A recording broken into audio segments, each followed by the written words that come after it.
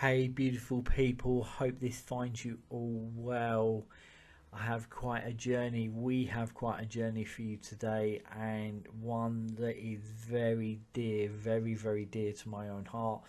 It's kind of all around St. Patrick and the destorying the land and its people, the disturbing truth about St. Patrick's Day and its brutal story.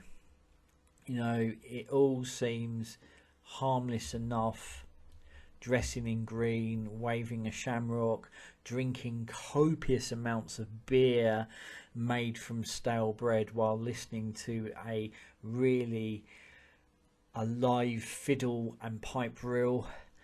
The thing is, most forms of sleight of hand and trickery do seem really harmless. And the opposite can be said for beautiful magic that's hidden in plain sight.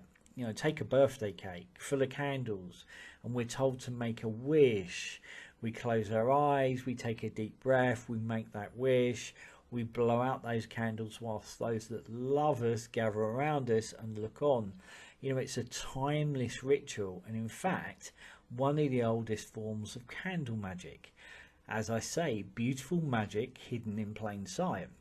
And I often encourage adults to say, listen, you're never too old to have candles on your cake. In fact, there's deep magic in that. And I always encourage adults to do that, knowing what they know now with the intention that they can hold. That's really powerful magic. And I think all of us should be putting candles on their cakes. And how beautiful is that? How much magic is infused in that? So special. We're never too old. And the thing is, if it be 3 candles, if it be 6 candles, if it be 9 candles, it be 13, 8, there's some really magical numbers in there to choose from. 8, 9, 13, 3, really powerful magical numbers. So it is, it's understanding that there is beautiful magic hidden in plain sight, but there is also forms of sleight of hand and trickery. Having Irish heritage is something I hold with such a tender heart. My dear granddad on my mum's side, my mum's people, Paddy Byrne, was being born literally a stone throw from St James's Gate, which is in fact the main entrance to the Guinness factory in Dublin. That's never by chance. That, knowing my beloved granddad, feels like by design. And I get asked at this time of year, Shane, do you celebrate St Patrick's Day? Okay, not exactly. We do celebrate St Patrick's Day, not in the way that most do. And how I come to make this decision is a long story, as most Irish ones are. After all, the Irish are natural born storytellers. And thinking of my dear beloved granddad, Paddy Byrne, he was quite a storyteller. So let's get started. Why wear green on this day? Food for thought. Why wear green on this day? I'm sure that's going to come clear as we begin to unpack this. And St Patrick, what was he doing in Ireland? Most believe, shockingly, he was some sort of reptile Pied Piper who literally chased all the snakes into the ocean and saved the Irish people from certain death. Thank God for that. The point is, he didn't drive out actual snakes. Those were people. Entire tribes of families all across the island, driven from their homes and murdered if they refused to convert. St Patrick, in fact, led the charge to eradicate an entire nation of indigenous people in the name of his own faith. You see, for the Druids, the snakes are a symbol of renewal and rebirth, and something I know firsthand. For many years I have been initiated into the order of bards, ovates and druids, and we've studied a history very, very deeply. Now, this snake has such meaning for me. The symbol of the snake is one of renewal, rebirth and transformation. So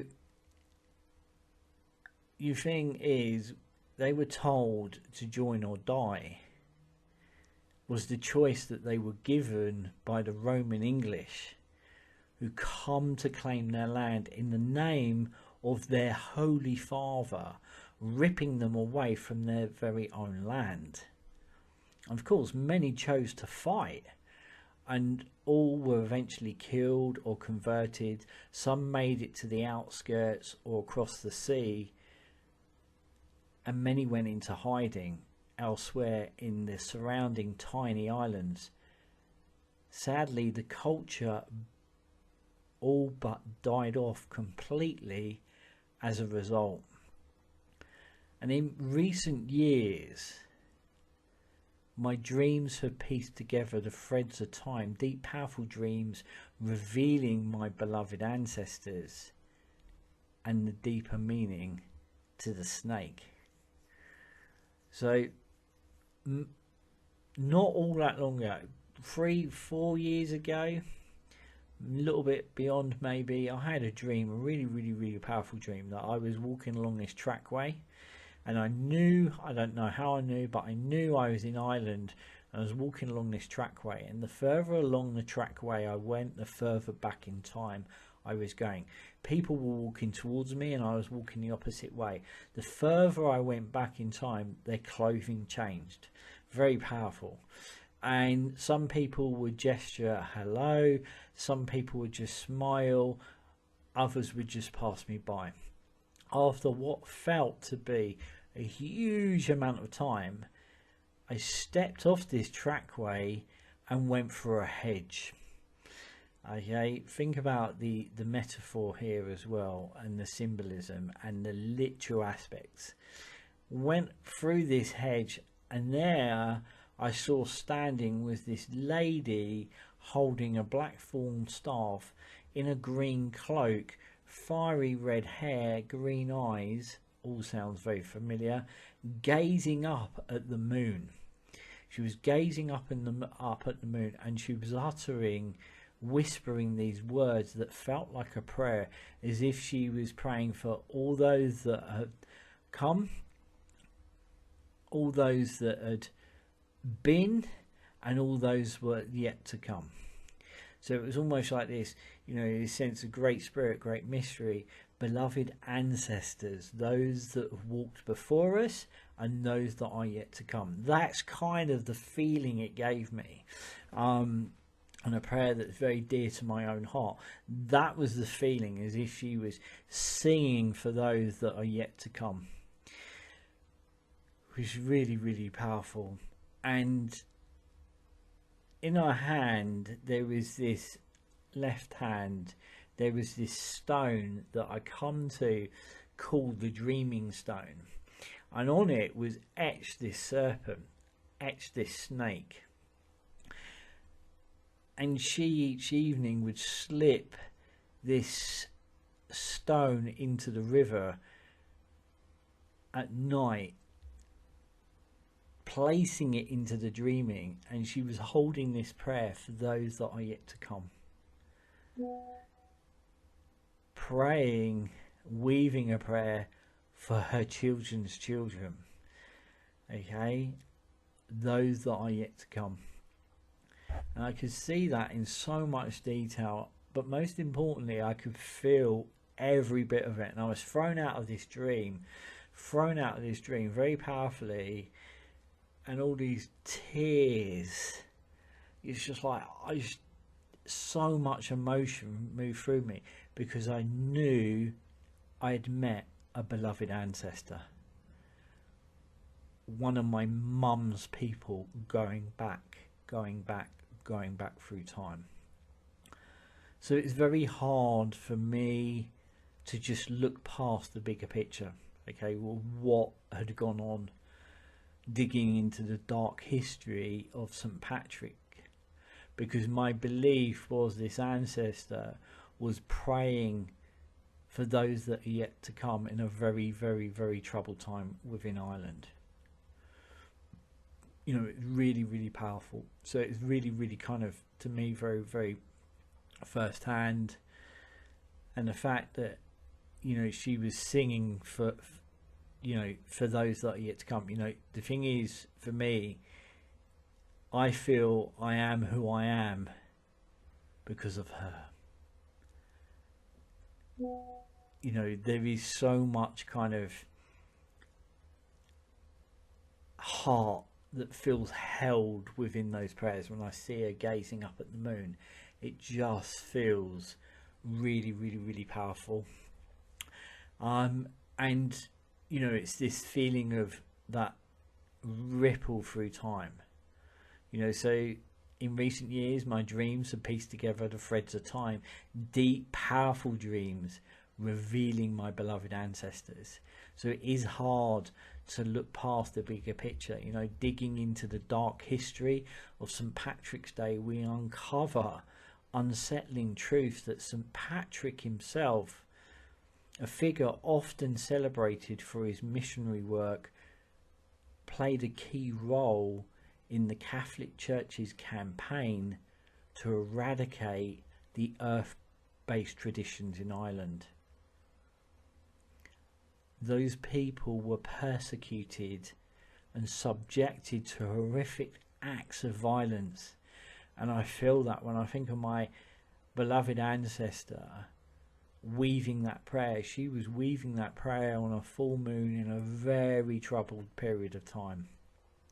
She was weaving that prayer to protect her children's children, those that are yet to come.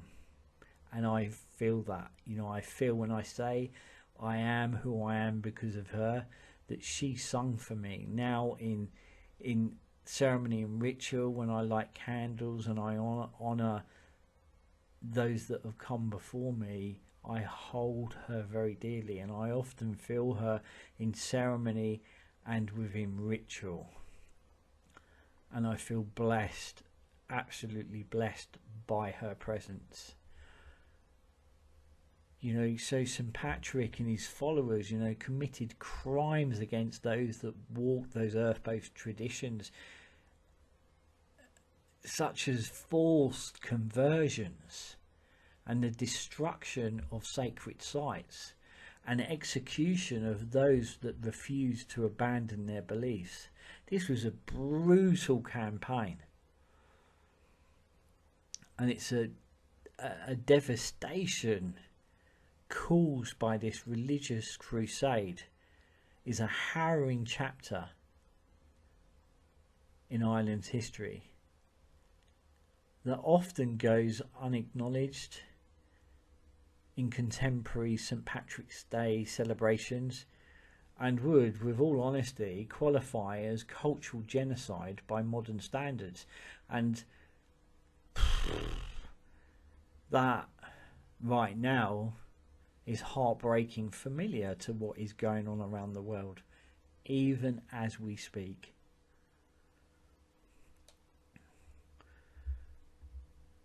You know, for me, after those dreams and unraveling that mist of time, you know, it's really important to illuminate the very recent history of this nation, the deep, dark history of the oppression of the Irish Celtic people. You know, am I just getting bent out of shape for nothing?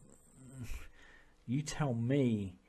Maybe I am, maybe I'm just a hot-headed Celt after all. You know, as I say, in modern culture, by commonly accepted definition, we tend to consider this kind of mass murder in the name of faith as known as a Holocaust or ethnic cleansing or genocide.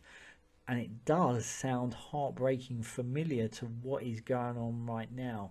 And it's happened all around the world. In these lands and also take Scotland and the Highland clearances. You know, that's the other thing for me, is through my ancestry there's woven threads of deep Irish heritage, Scots and Faroese. So it just feels like, you know, it's really wired in there. And several years back, you know, working with an incredible mentor and understanding the inherited trauma, you know, and why so many of us are carrying, for instance, the witch wound. You know, it's happened all around the world. You know, take the indigenous folk from the Americas, and the English arriving and gifting blankets to the native folk that were laced with smallpox, pox blankets. The same sort of mass murder happened there. Scores of natives were murdered and scattered to the four winds. You know, the arrogance of a government who did terrible things to a beautiful, proud people, murdered with no thought to conversion unless they had children that could be moulded into the new ascending culture. Their names were changed, and that ascending culture that was meant to replace the old. You know, going back very gently to Ireland, when the divine was a part of the stones and the wells, the trees, the rivers, the mountains, the lakes, the tarns and the lochs, when it lived and flowed amongst us, when we were in direct relationship with it, when we were interwoven with it, when it lived through us and within us, we were in relationship with it. It was a part of us. We were immersed into the land and the fabric of that divine divinity. Then it was ripped away from us and placed in the sky. Furthest point, place it in the sky, away from the earth, place that divinity in the sky, reframing and destroying the land and its people. And over a few hundred years, monetizing every part of the human experience. You know, have you ever wondered about the Celtic cross? The Celtic cross that everyone is so fond of. Well, many believe it's the symbol of a joined culture. You've got the circle there, and then the cross. You know, spirals, circles. Okay, and I do have, I believe, a video that links to the deeper meanings of this tattoo, which, if I discover, I'll pop it into this video. Well, many believe it is a symbol of joined culture under false pretense. They placed their new symbols and saints over the ancient ones so that people did not feel completely displaced. They could continue to bring offerings to the sacred wells and the standing stones for the old fire festivals. But now you must call your goddess Mary, and you must call your God the Holy Father. So with the Celtic cross, the ancient Christians placed the Celtic symbol over their cross to symbolize the conversion of ancient culture. They, St. Patrick himself, as the legend goes, blessed the new conjoined symbol as a way to solidify and to purge the old. It was trickery. It was in fact sorcery. It was to purge the old, what he saw to be the dark ways, to bring forth the new tradition of Christianity. Sacred sites were blessed as sacred within the Christian faith, and those who did convert were none the wiser. All feels like a similar sleight of hand, huge trickery and manipulation. It's a shining marker that proves you can pave over the ancient ways, but it does not mean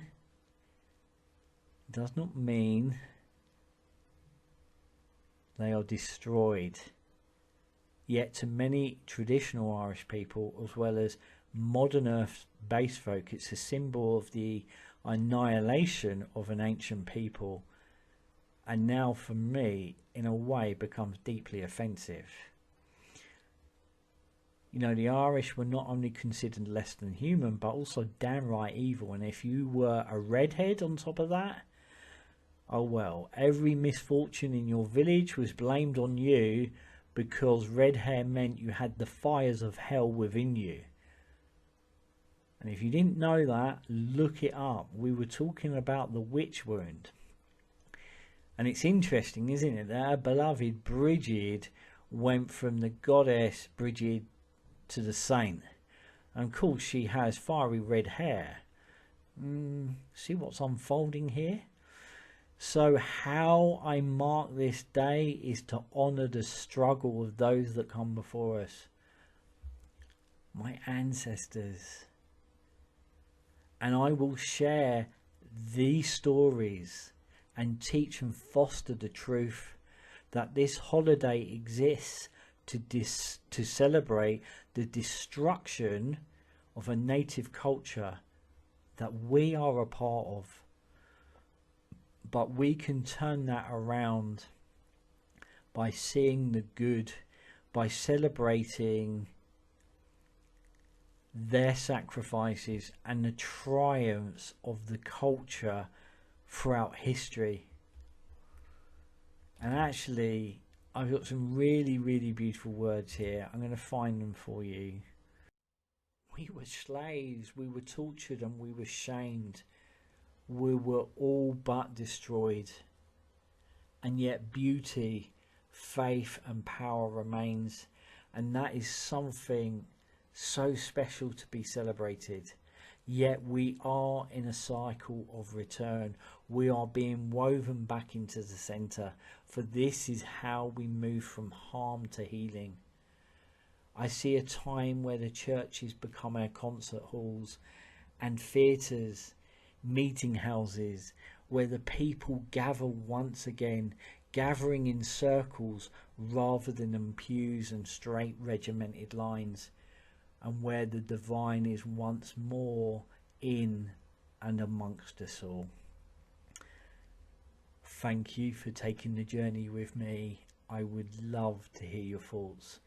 Until next time, sending you all so much love. Keep shining.